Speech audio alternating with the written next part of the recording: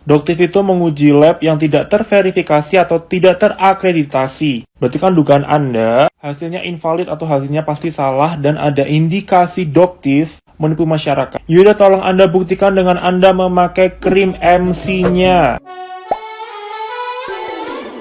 Dokter pengen mengklarifikasi, tapi sebelumnya dokter memohon maaf ya buat Mbak DP kalau misalnya keberatan kemarin foto terus diposting ya, yang jelas tidak ada maksud niat untuk menyerang Mbak DP atau meminta Mbak DP untuk mendukung Doktif, nggak ada. Jadi dokter mohon maaf, sudah Doktif take down. Doktif nggak pengen pansos sama Mbak DP dan Mbak DP juga jangan pansos sama Doktif ya.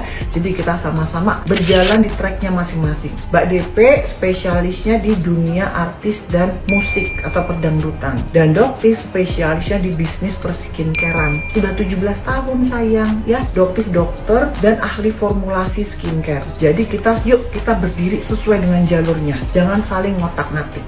Doktif nggak pernah ngotak-ngatik soal perdangdutan, Mbak DP juga jangan ngotak-ngatik soal perskincarean karena nggak ngerti. Salah satu yang Doktif ingin klarifikasi masalah kata-kata Doktif di pagi-pagi ambiar jika lab SIG sudah terakreditasi. Betul, 100% itu adalah fakta. Lab SIG sudah terakreditasi seperti sertifikat yang bisa ditunjukkan oleh Doktif ini. Bisa dibaca ya Mbak DP ya, berarti bener ya fakta ya yang Doktif sampaikan, bukan hoax ya. Yang kedua, kata-kata Mbak DP bahwa Doktif di Badan POM bilang bahwa belum terakreditasi. Mbak DP, tolong jangan tantrum. Gunakan hati yang tenang, pikiran yang jernih. Pada saat di Badan POM, Doktif bilang belum terverifikasi, bukan belum terakreditasi. Berbeda makna. Verifikasi maksudnya Doktif itu belum diverifikasi oleh negara. Yang diverifikasi oleh negara itu hanya lab dari Badan POM dan lab dari Mabes Polri, lab 4. Banyak lab swasta, misal selain SIG, Tufno, lab Kesda loh, itu sendiri belum diverifikasi oleh negara. Jadi berbeda konteks. Jadi Doktif mohon sudahlah. Mbak DP bilang Doktif disuruh meminta maaf. Karena apa? Salah tuh ngomongin hasil labnya. Nggak akan Mbak DP, Doktif nggak akan minta maaf. Karena yang Doktif sampaikan adalah hasil dari lab. Dan lab itu, ya emang itu, kan Doktif membacakan hasil lab. Untuk Dokter Gregory, Doktif ingatkan lagi ya, SPF dari sunscreen yang Dokter Gregory jual pada saat produk yang Doktif beli, itu SPF-nya emang cuma 1. Buktinya banyak dokter kok yang mengakui hasil lab yang mereka lakukan dengan hasil lab ujinya Doktif itu sama. Cuman mungkin Dokter Gregory aja yang panas, yang tantrum. Yang lain-lainnya enggak. Bahkan Dokter Mufid, suami dari Dokter Reza Gladys pun mengakui bahwa sunscreennya yang paket balonku ada 5 itu juga nggak sesuai SPF-nya. Terus masalahnya di mana? Dokter menunjukkan ke masyarakat dan ingin perbaikan. Hanya itu. Jadi tolong, kalau misalnya ingin netral, berdirilah di netral. Jangan cuma mendengarkan dari satu sisi doang. Jelas 17 tahun Doktif bergerak di dunia perskincarean, Doktif ngakuin bahwa Doktif ini ahli formulator. Kalian kalau mau berdebat formulator, ayo barengan sama Doktif. Tapi kalau dengan Mbak DP kan bukan bidangnya Mbak DP. Oke ya Mbak DP, di sini Doktif nggak ingin memperpanjang. Kalau misalnya Mbak DP ada masalah dengan teh NM, kalau emang kalian ada dendam itu urusan kalian, gak ada urusannya sama Doktif. Berarti nggak ikut-ikutan itu. Salam sayang, salam cerdas bareng Doktif, Dokter Detektif. Bye. Kalau gue bilang mah udah ya Mbak DP udah diem aja deh. Kalau nggak ngerti mendingan diem aja deh. Karena apa ya? Karena ketahuan banget nggak ngertinya tapi ngomong kayak jebres gitu, kayak orang pintar tapi nggak ngerti sebenarnya. Antara terverifikasi sama terakreditasi aja susah dimengertinya ya kan.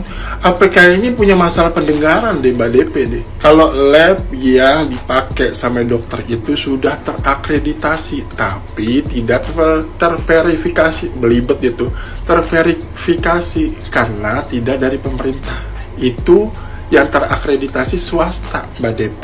Dan lab-lab swasta itu banyak banget. Cuman 1 yang terverifikasi yang dari BPOM karena itu punya negara. Tapi yang terakreditasi banyak. Jadi Mbak DP kalau punya masalah pendengaran dicek dulu. Jangan gara-gara kupingnya jadi masalah semuanya. Udah mana kayak orang pinter ngomongnya kayak orang terdidik tapi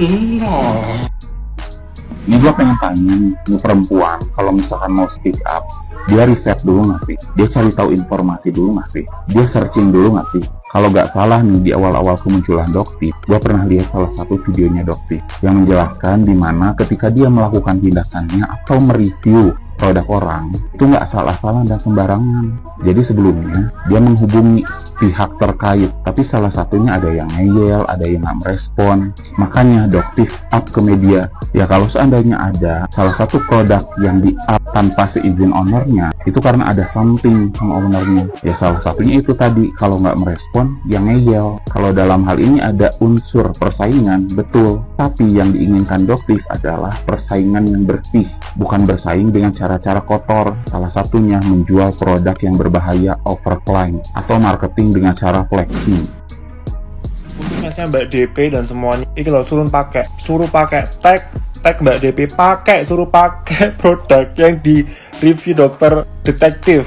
Krim ini yang indikasinya punya SS, tolong Mbak, yaudah Mbak DP jenengan pakai, tolong dipakai. Coba kasih contoh ke masyarakat Indonesia. Doktif itu menguji lab yang tidak terverifikasi atau tidak terakreditasi. Berarti kan dugaan Anda hasilnya invalid atau hasilnya pasti salah dan ada indikasi Doktif menipu masyarakat. Yaudah tolong Anda buktikan dengan Anda memakai krim MC-nya. Buktikan ke masyarakat dengan menggunakan video, saya tantang Anda. Atau yang Anda sebutkan sunscreen-nya yang itu dokter oknum itu Anda pakai, tunjukkan ke masyarakat, beri contoh ke masyarakat. Padahal di sini Doktif tuh menghimbau masyarakat, kalau ada dugaan isi dari produk itu overclaim satu, kedua yang krim MC itu menyalahgunakan obat, yaitu hidroquinon kalau nggak salah, yang sangat berbahaya kalau dipakai masyarakat tanpa pengawasan dokter atau dosisnya berlebihan. Kalau misalkan masyarakat tetap ngeyel, monggo pakai, tetap dipakai.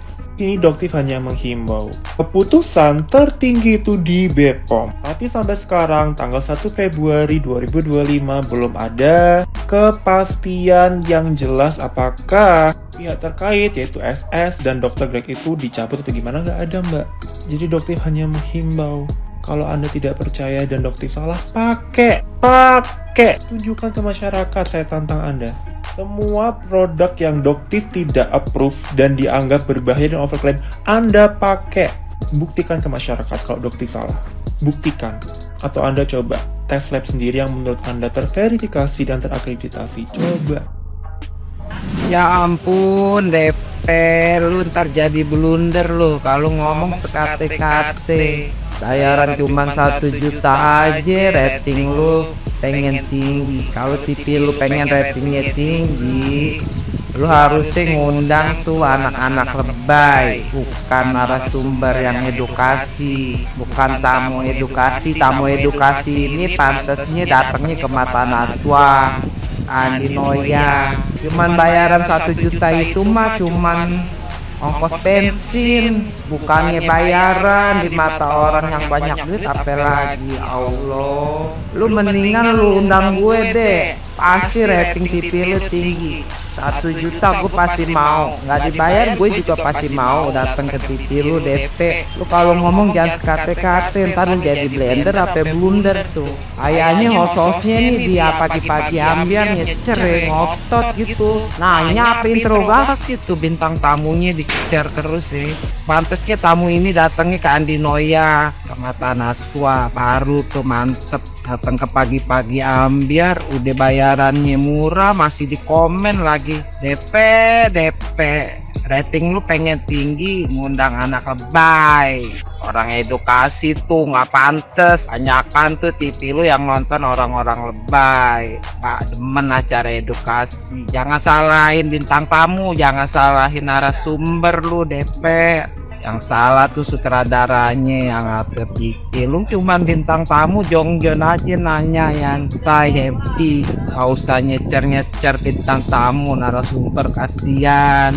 Kan akhirnya tuh netizen banyak yang komen. Waduh lu jangan jadi blunder ya, jangan sekate-kate lagi kalau ngomong jadi host. Lu gak usah ngotot-ngotot. Lu udah viral, lu udah ngetop, udah deh gak usah nyari sensasi lagi DP. Gue bilang sama lu DP, lu udah cantik, bikin hati lu lebih cantik lagi, ya kan? Sian narasumber itu dicecer terus. Mudah-mudahan lu jangan blunder DP. Coba kasih tahu gue, ini emang host ini doang atau ada lagi yang kayak dia, seorang host di acara stasiun televisi cuap-cuap soal bintang tamu tertentu, katanya gara-gara ngundang dia rating acaranya tuh jadi turun. Padahal setahu gue kalau ada suatu acara itu mau acaranya jadi bagus atau jadi jelek sekalipun, atau mau jadi spektakuler, meriah, mau jadi garing atau seru banget, itu tergantung hostnya nggak sih? Karena kan host itu sebagai lead, sebagai pemimpin berjalannya sebuah acara. Salah satu host yang menurut gue keren di Indonesia adalah Kak Melanie Ricardo. Pokoknya di setiap acara dia tuh ya, mau di YouTube, TV atau apapun, kalau misalkan bintang tamunya tuh gue nggak terlalu suka, nggak terlalu tahu gitu ya, tapi dengan cara dia nge-lead suasana, dengan ngebanyolnya dia, tapi acaranya tuh tetap berjalan serius, lucunya tuh sesuai sama porsinya, jadi acaranya tuh seru dan enak buat ditonton gitu loh. Jadi yang tadinya gue tuh nggak terlalu tertarik sama bintang tamunya, tapi setelah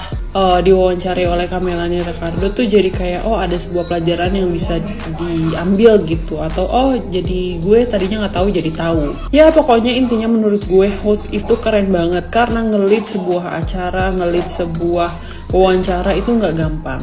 Jadi sayang banget gak sih kalau misalkan lo udah jadi seorang host tapi habis itu di belakang acara, ketika acaranya udah jauh berlalu, lo tuh misuh-misuh gitu loh tentang orang tersebut yang diundang.